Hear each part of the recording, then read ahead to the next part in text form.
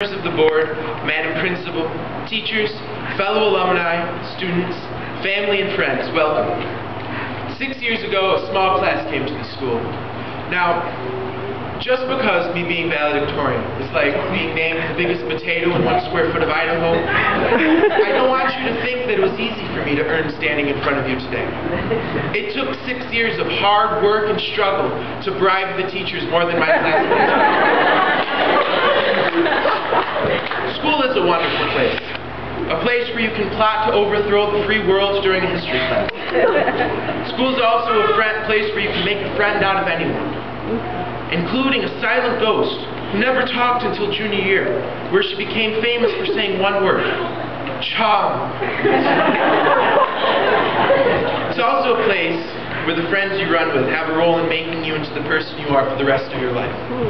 And I'm glad to say that my friends made me into a better person than I was in 7th grade. School can be a place of trials, too. Papers, tests, homeworks are all things that wear a kid down. At times it feels like all high school is doing is stripping away the stuff that you built up over last summer. The stuff that made a kid a kid. Slowly but surely, school molds you into a responsible adult.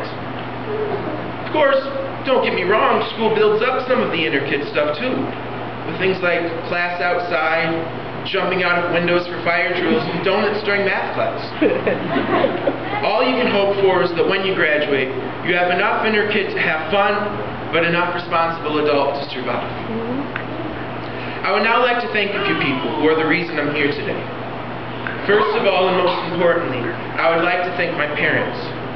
My father, who taught me to be a Roman Catholic count and gave me an example of how to love your spouse totally and unconditionally.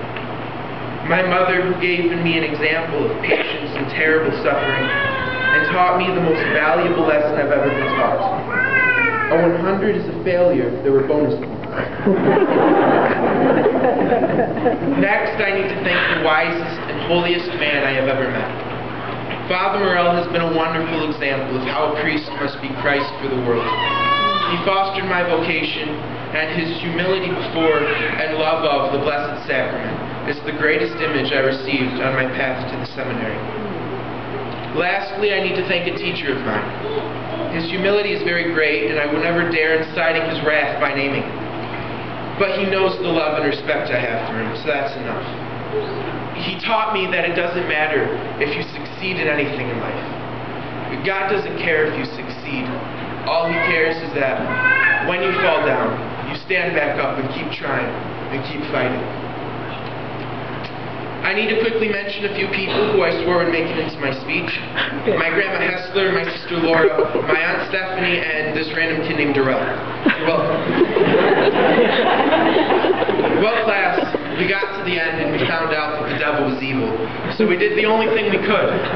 We called off our clams. So let's go get some pizza. God love you.